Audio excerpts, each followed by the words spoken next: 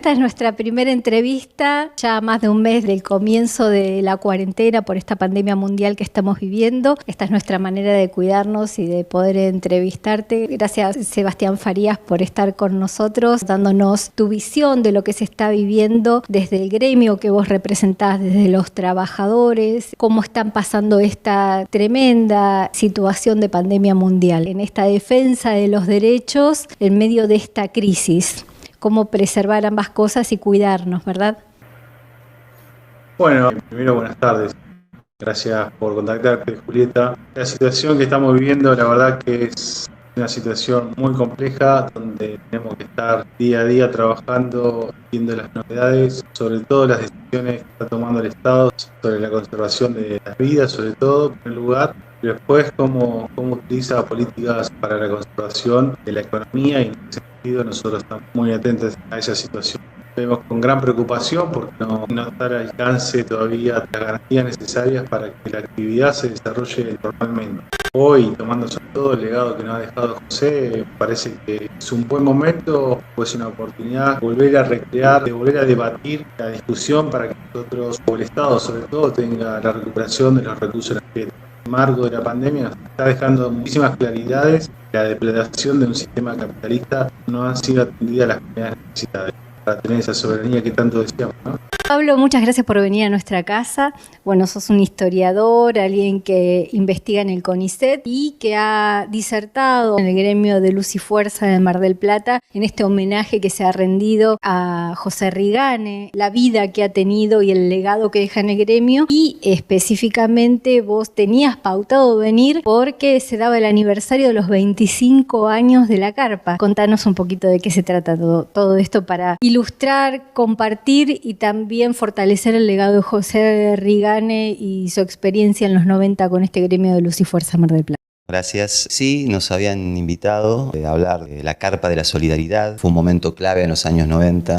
¿Por qué? Bueno, porque en los años 90, digamos, el gremio marplatense de Luz y Fuerza sostuvo una lucha frontal contra las privatizaciones, y en el año 1994, por eso se cumplían ahora 25 años en realidad del levantamiento, digamos, de la Carpa. La Carpa se instala en julio del 94, estuvo por 7 meses y 11 días para la reincorporación de 23 compañeros, entre ellos una mujer, que habían sido despedidos de la empresa ESEBA en ese momento, hasta el 24 de febrero de 1995, por eso este mes se cumplían los 25 años, de una carpa que se llamó la Carpa de la Solidaridad, solidaridad con estos compañeros despedidos. Pues lo que pasa es que después el fallecimiento de José cambió todo el escenario y se transformó en un acto de homenaje. Gracias por venir a nuestra casa, investigador también del CONICET, además de profesor de Historia. Sí, investigador en el CONICET y profesor de Historia en la Universidad Nacional de Mar del Plata. Y tuve la suerte, que José Rigane y sus compañeros y compañeras de la comisión directiva siempre me abrieron las puertas, charlas para escribir, para trabajar un poco en la historia del gremio. Así que ayer fue un momento muy importante para mí porque era de alguna manera también corresponder con ese espacio que me abrieron, tener el honor de estar en el panel de los 25 años de la carpa y del momento de homenaje a José Rigane, ¿no? Fue un honor y una responsabilidad poder decir algo a la altura de las circunstancias, que siempre uno siente que se queda corto, ¿no?, en las palabras para reconocer el trabajo de José Rigane y todo Luz y Fuerza Mar del Plata. Ya estamos a 25 años de la Carpa de la Solidaridad. Nosotros hicimos una cobertura muy importante en el gremio, donde además se hizo un homenaje muy fuerte a José Rigane. ¿Cómo podés hacer un raconto de lo que vivimos en ese momento y traerlo a esta situación que vivimos hoy? Particularmente a mí recién ingresaba a mi trabajo, ¿no? En esa época recién estaba teniendo esas primeras noticias donde todo Mar del Plata estaba atacando, vulnerando la estabilidad laboral. La verdad que es ahí donde empezamos a prestar atención desde fuera de las jurisdicciones lo que significaba José Rigane. José Rigane se vio reflejado en lo que pensaba en realidad un colectivo de compañeros y compañeras, creer y confiar en la lucha a través de iniciativas que tengan que ver con la coherencia, la integridad, que tengan que ver con una confianza plena que tenía hasta un conductor de las cosas.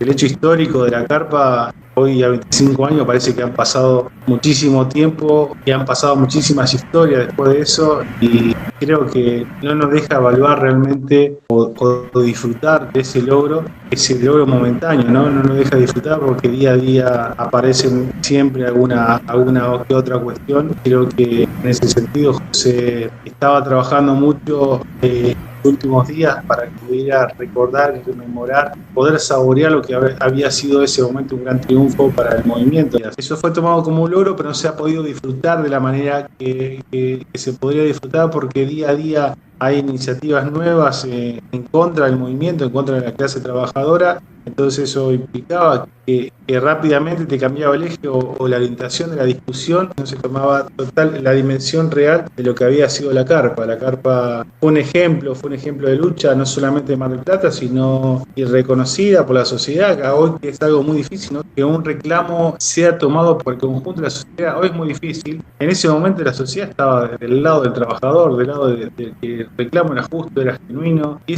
ese reclamo trascendió barreras o fronteras. Esto fue un ejemplo en el movimiento, un claro ejemplo ganador. O sea que José estaba disfrutando en ese momento, después de 25 años, estaba gestando, trabajando, reflejarlo en la memoria lo que había sido la carpa, el gran triunfo. Estaba trabajando muchísimo, estaba muy contento con esa iniciativa. Lamentablemente esa desgracia, esa maldita enfermedad cruzó por delante y no lo pudo llevar a cabo. Nuestra función, Comando Legado, ha sido que le demos continuidad en algo que él hasta el último día, hasta el último momento estaba trabajando muchísimo, y creímos que era necesario hacerlo, no solamente por los compañeros que habían quedado, como se dijo ahí en la asamblea o en el acto, también era importante por él. Contanos sobre tu tesis y tu trabajo con el neoliberalismo, no solo en la Argentina, de qué se trata este estudio que has realizado. Esta investigación empezó hace varios años, investigaba el impacto de las privatizaciones, sobre todo sobre las organizaciones de los trabajadores en Inglaterra, en Argentina y en otros lados, pero sobre todo me concentraba en Inglaterra y en Argentina, y en el área de la energía eléctrica. Y en ese caso, entonces, buscando, indagando casos de resistencia, porque uno lo que veía era que finalmente la mayoría de los sindicatos, la FATLIF, la Federación de Trabajadores de la Energía, y el sindicato más importante, digamos, en Argentina, por número, por peso, que era el sindicato de Luz y Fuerza de Capital, no habían tenido una oposición firme a las políticas de privatizaciones. Recuperó una experiencia de lucha de los trabajadores, de las trabajadoras, y ahí me encontré con el gremio de Mar del Plata, que no sabía demasiado, la verdad, digamos, acerca de cuál había sido la trayectoria del gremio en los 90. Y cuando vine, yo soy de La Plata, cuando vine acá y me encontré con José y estuvimos conversando y me abrió los archivos del gremio, etcétera, me encontré con una experiencia increíble. Fue un gremio que logró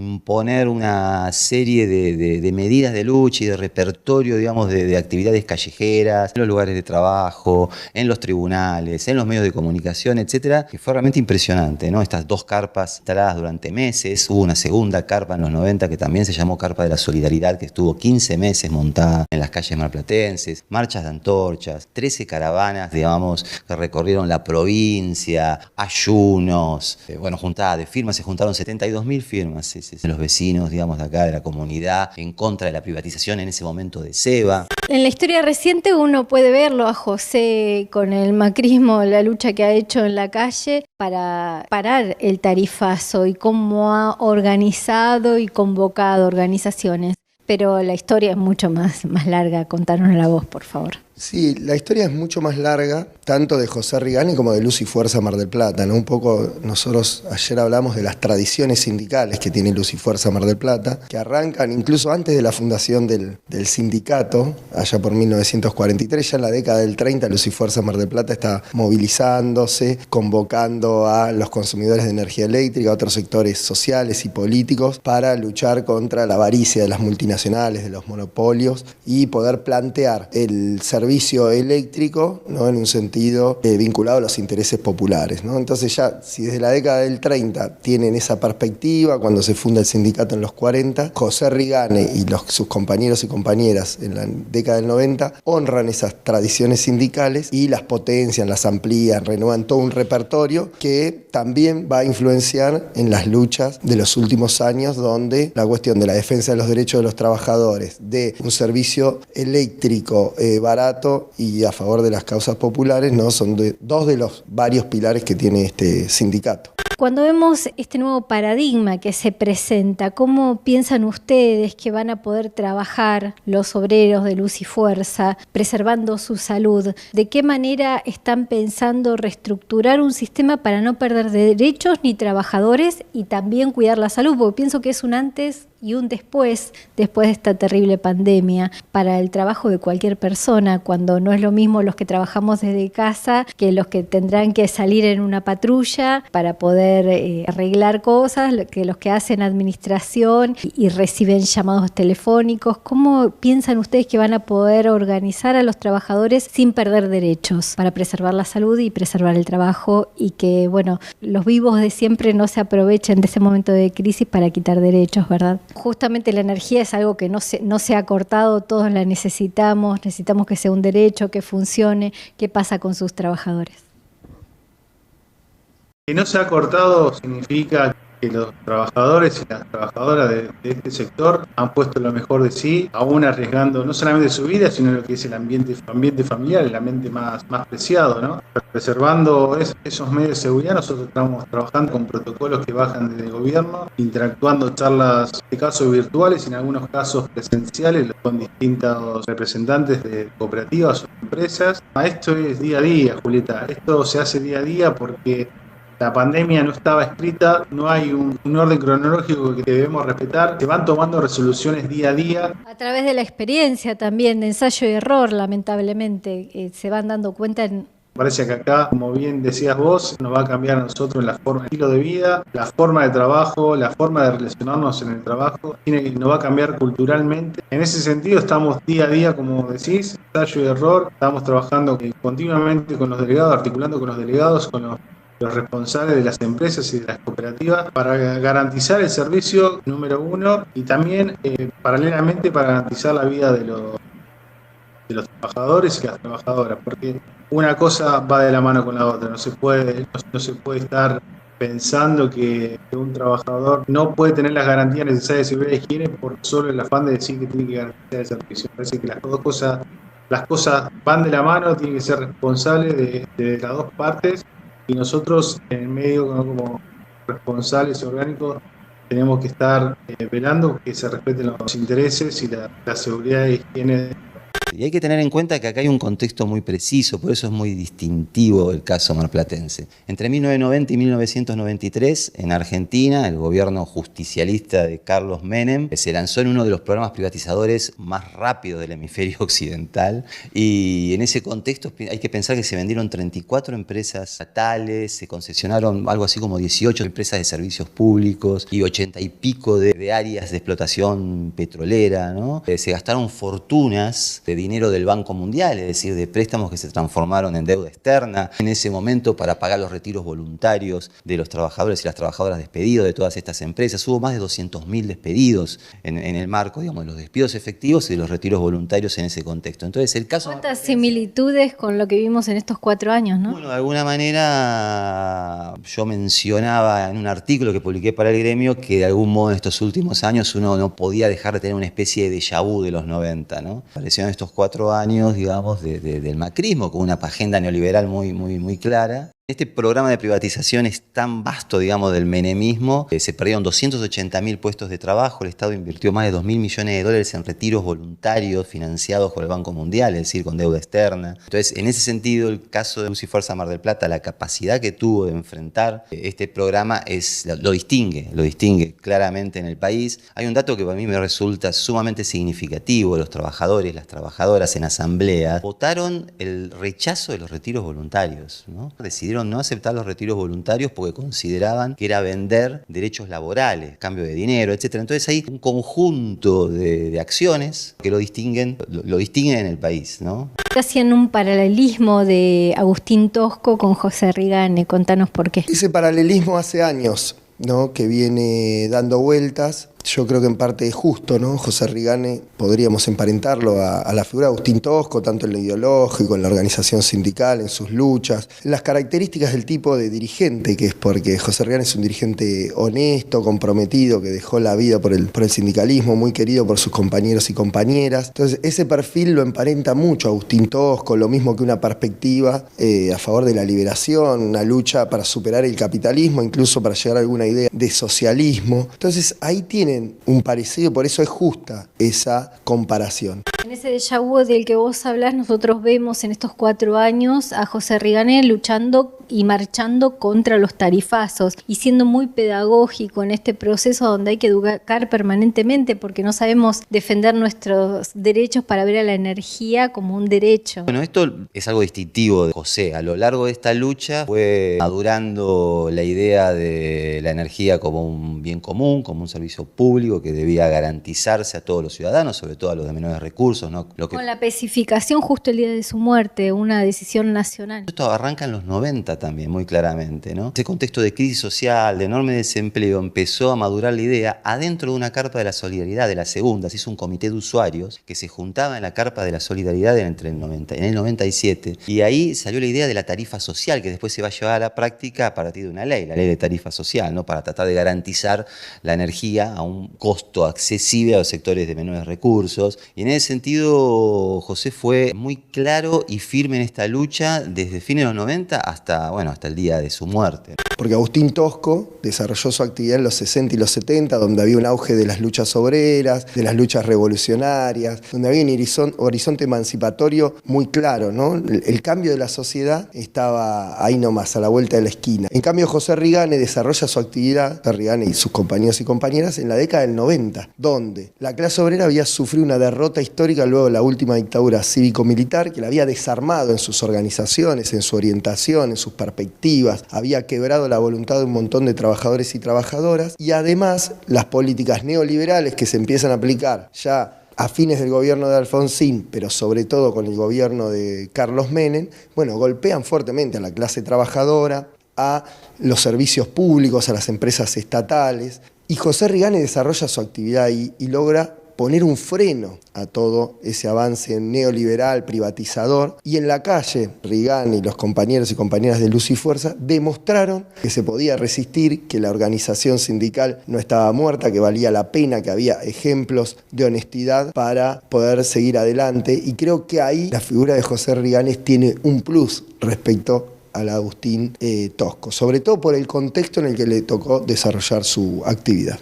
Así que la tarifa social se instala en ese momento a partir de la lucha de gremios como el de Luz y Fuerza con José Rigane. Sí, claramente, es una iniciativa, el gremio y de los usuarios marplatenses, una iniciativa aparte que cobra forma en la carpa de la solidaridad, en una pelea que estaba dando el gremio por las políticas de despidos y de deterioro de las condiciones laborales en la empresa EDEA, en ese momento ya privatizada. Así que fue un fruto de esos años. Aparte de que hay una lucha ideológica de poner a la energía como un bien común, como un derecho humano, ¿no? Y esto me parece que es una idea brillante y con mucho potencial. Nosotros vimos lo que fueron los efectos recientemente de los tarifazos, ¿no? Y por eso era claro que José iba a estar en la línea de la lucha contra esa política de tarifazos, ¿no?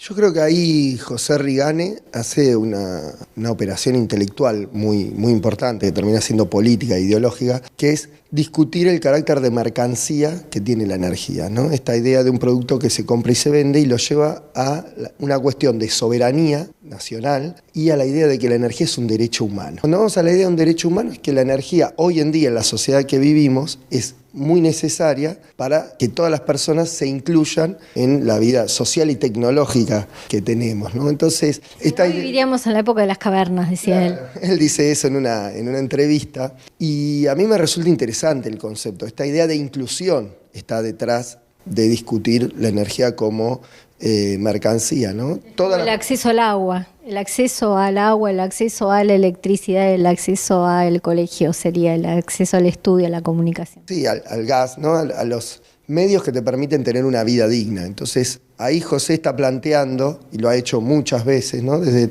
la tarifa social, y empiezan a discutir a fines de los 90, hasta la idea de la energía como derecho humano, siempre hay un lineamiento, es defender los intereses de las amplias mayorías y tratar de incluir a la mayor cantidad de gente posible, sobre todo trabajadores y trabajadoras, a una vida digna. Entonces, ese concepto está asociado a un modelo de país distinto. Entonces, es fabuloso cómo va engarzando los distintos conceptos para tener una visión global y amplia sobre el tema de la energía, la soberanía y los intereses populares en la Argentina. Que por ahora la tarifa social no ha sido modificada, que ustedes la han podido sostener. Exactamente, la tarifa social en concreto no ha sido modificada, no hay normativas de ningún organismo para que así sucediera, y es más, nosotros ya estamos trabajando para que se amplíen en algunos otros sectores, ¿no? Yo creo que hoy la pyme tiene que estar alcanzada por una tarifa social. Me parece que es la nueva discusión, ya no es solamente a la gente de muy bajos recursos, ya tiene que ver un mecanismo también que la energía pueda ser alcanzada por aquellas pequeñas y medianas empresas. La otra cara del sindicalismo argentino, donde hay muchos dirigentes y muchas dirigentes honestas, que se sacrifican, que dejan la vida por sus compañeros y sus compañeras, donde dedican un tiempo increíble, unos esfuerzos realmente muy grandes para poder defender los derechos de los trabajadores y luchar contra la avaricia del capitalismo, y en muchos casos se plantean transformar de raíz la sociedad. Hoy en día la mayoría de los dirigentes sindicales del país están en esa perspectiva, ¿no? Más allá de estos ejemplos nocivos y que nosotros también debemos denunciar, pero tenemos que realzar figuras como la de José Rigane, porque nos marcan un camino. El legado que siempre nos dejó José de la recuperación de la energía, que no es una mercancía. Esa discusión va a tener que estar siempre, el fallo micrófono tendrá que estar, Julieta. Después vemos con gran preocupación de la cobrabilidad de las cooperativas, ¿no? No haber un orden de carácter del Estado, no ser claros en las reglas de juego hace que las cooperativas sobre todo estén pasando un muy mal momento, peor de lo que venían, ¿no? Con este proceso de 4 años de padecer a un gobierno. Hoy, no por política, sino por no ser claros en cuestiones que tienen que ver con la asistencia a las cooperativas, cómo se puede generar la cadena de pago. Hay muchas cuestiones que estamos trabajando día a día y ojalá que de una vez por todas haya unas reglas claras para que todos podamos medianamente salir airosos de este trágico momento que estamos atravesando, ¿no? Esto que vos me das también es para generar esa batalla y dar esa batalla cultural tan necesaria para poder defender nuestros derechos. Claramente el campo popular está cruzado y atravesado por líneas muy distintas, digamos, de pensamiento táctico, estratégico, acerca de sus ideales de cómo debe organizarse la sociedad, etcétera.